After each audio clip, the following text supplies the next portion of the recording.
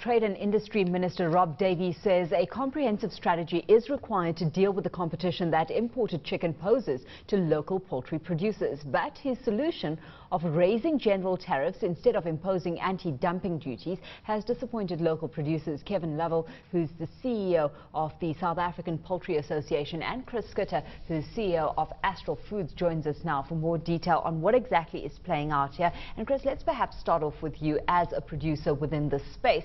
I mean, what kind of landscape are we looking at? Because we know that it's imports that has posed quite a significant challenge, of course, with other factors to your profit line in the recent past. Good morning, Alicia.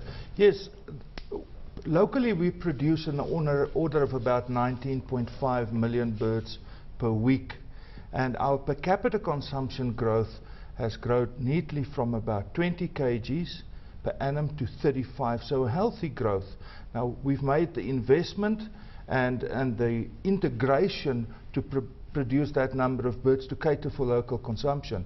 However, lately we've had a spur of imports from Brazil and now also from the EU, which is typically called round tripping because there's now a zero-base import tariff from the EU that was signed in about 99 or 2000.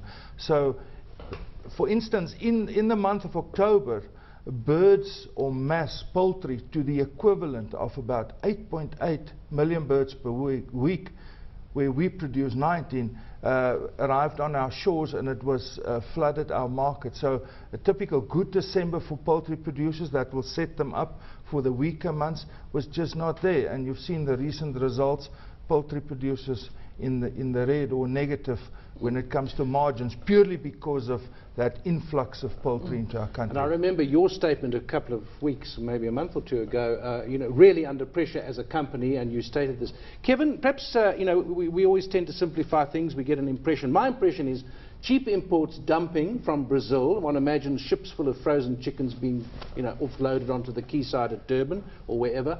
And on the other hand, high input costs, grain and so on. Is it as simple as that? Because now Chris has already introduced this dimension of round tripping. So there might be tariffs for South American meat, but some of it's getting to Europe and then it comes here without a tariff. Well, look, the trade environment is always very, very complex. So we've had a growth in imports in tonnage terms from Brazil. They make up a smaller share now of total imports, but they've grown in volume. The big growths actually come from Europe. Is that European product, what's called European, is it Brazilian? That's something we're investigating, or is it actually European? But to give an idea, the product that competes most with us is about 160,000 tons of it came in last year, of which 70% came from the EU. 3 years ago, they provide 0.5% of the imports of that same product. And the volumes have grown by nearly 150%. Lots of numbers, but the point is a rapid shift in volumes, a rapid change in the origin of those volumes as well. We simply cannot adapt to such massive shifts in volume. It's not actually about percentages, it's about tons, because we actually eat grams or kilograms of food. We don't worry about percentages.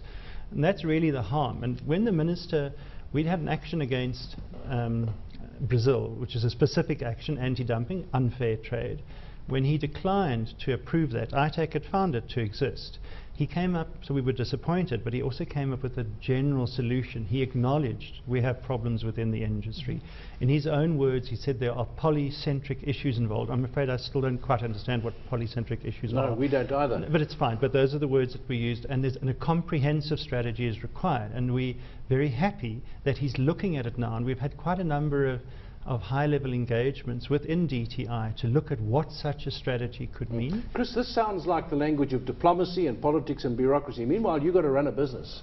It's taking too long, isn't it? Yeah, and we've run out of time. We've seen 17 smaller companies in trouble, of which 7 already closed down up to the end of December. So there's no more time left. So we're in a time squeeze and quite a large margin squeeze. And if every day counts now, so time is of the essence, and we need to find solutions very quickly. So if we're looking at, I mean, we've had the minister highlight that he's looking at solutions. He's, you know, taken cognizance of the fact that there are problems that persist in the industry, and that proves to be very challenging for you as a producer. Chris, what would you like to hear him bring to the table here that would make you more competitive? Well, Alicia, we're not against imports. It's about a leveling of the playing field. We don't want favors. All we want to do is level the playing field. There's a structural problem when it comes to the production cost of producing chicken locally versus Brazil or elsewhere in the world. And we're never going to be competitive from that structural base. We are not insufficient, and that's one of the arguments we have. We don't want protection against inefficiency. That we don't want. We want a level playing field, and that has to take care of subsidies that other countries take, and then come and compare with us, with the industry that's not subsidized. And that is the kind of stuff we would like, more a general tariff increase on all imported poultry, just to level the playing field. From a business's perspective, are you as efficient as you possibly could be, or can you be doing more work on your side? Well, we work with a biological asset, but we do comparisons with the United States, with EU and with Brazil, and we write up there our results of stockmanship or farming or producing chicken. We can compare, and we'll take anybody on in the world in their backyards. It's about the structural cost. Yeah, look, for instance, technically we're actually more efficient than the US in converting feed into food. Structurally, because of input costs, the story is different. Now obviously it will vary between the countries, but it means we're a top tier producer when it comes to the technical ability to farm. Now, Kevin, as by great good fortune or bad fortune, I don't know, there's a letter in Business Report this morning from David Walpert, Chief Executive Association of Meat Importers and Exporters. He says it's important to place chicken imports in perspective. Imports of chicken total only 10% of local production of comparable products. And he goes on to say that the bulk of imported chicken is actually more expensive than locally produced comparable products. And then he talks about the injection of brine solutions. So he seems to be in a different place.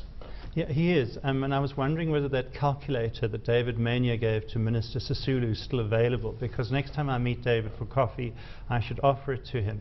Because, look, you can play with numbers as you wish, but using the official SARS figures, imports of all poultry, that's everything, is over 21% of consumption. However you look at the numbers, they're always more than 10%. However you look at the numbers, whatever you take out, it's grown by around about 15 to 19% in the last year.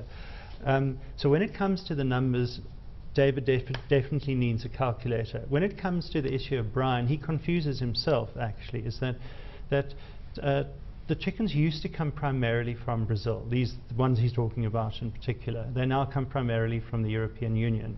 Most of those are brined to varying levels. When they get to South Africa, his very same members are the biggest reworkers of poultry, in which they thaw, inject and refreeze.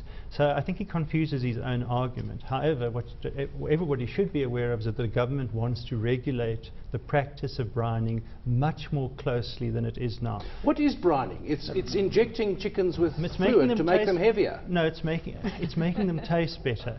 I don't know if anybody out there has actually tried to grow their own peas and freeze them. Then you get mush when you thaw them. There's a special way of freezing, and when you freeze, you change the nature of the material. You put the stuff in, that's how it was invented initially, to make it equal to fresh. You can also add more than the equivalence point, and that's the debate that the government needs to come up. But it's a very beneficial thing for consumers, because they can buy frozen that tastes as good as fresh.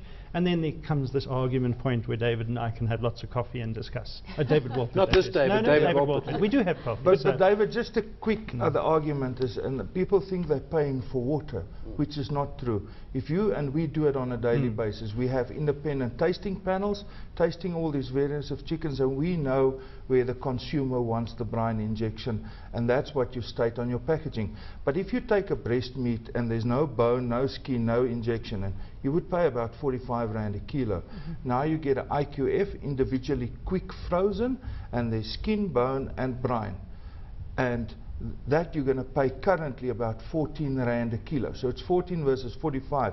If you take the brine, the skin and the bone and defrost that IQF, you still come in lower than the breast meat. If you look at the protein content. Let's get back to the costs here, and the last point from Walpert's letter. We want to get back to why the government can't fix this up, because what always puzzles me is that agriculture, which is the one sector where you'd think government needs to be flexible with protection, is the one sector in the South African economy that was just thrown open. So market forces in South Africa, but vulnerable to foreign things. And we have an allowance, by the way, in terms of the WTO. We're allowed to subsidize. But we're not claiming it. No, it's just over 2 billion a year, 2.1 billion, can be used to subsidize local agriculture in terms of our WTO commitments, which we don't use. And obviously that money would have to come from somewhere if we were to do that, but there is actually space for government intervention in agriculture that it just hasn't been used. So why don't they use it? Well, I don't know. It brings me back to a point that I think you raised earlier, Alicia, is that this is a diplomatic, political process, and if everything, all the stars are aligned and all that sort of stuff, within 4 to 6 months we should have some regulatory relief for the industry. But by then the industry will have been in a negative state for more than a year. Can they survive that long?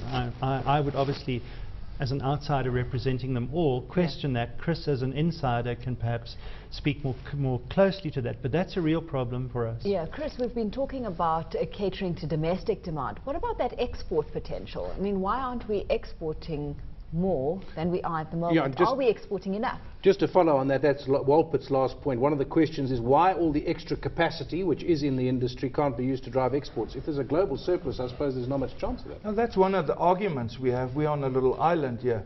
We can export our maize, which is value addition into poultry, and push up our maize cost. We can then import chicken. So what you lose in the middle is the ability to create jobs. You don't add value to your basic soft commodities, and on the other hand you import chicken. But we can't export because of phytosanitary reasons, and also because there is GM maize in this country through poultry. Some countries would just block you because there's GM maize, and then on the phytosanitary basis, because we have a H5N2 virus in ostriches down in Oudtshoorn, our borders are closed.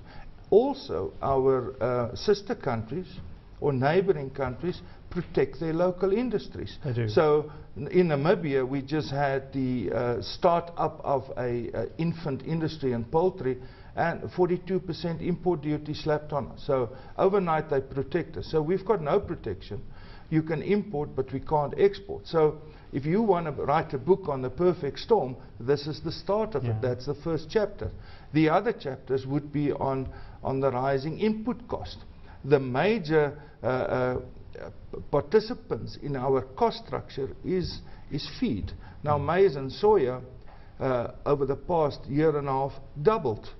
So where it cost you about 8 rand to raise a chicken, not all the other costs, slaughtering, processing, it is now 12 rand a kilo to raise a bird. And you simply can't recover it from the market because you import, and we also have a weak consumer currently. So perfect storm for poultry producers in this country. If we're going to grow agriculture, we need to export more. All the meat industries, there's a bigger demand for meat now, and that will continue. So we can grow locally. We've grown by 50% in the last decade. We could probably do another 50 just for local demand. But if we could export, if we did have access to some of the key markets, particularly the same markets that dump their rubbish, because that's what they do, they dump stuff they don't want to eat, to us, we could sell them the stuff they want to eat. We could actually both increase trade flows between the countries and be in a much better position.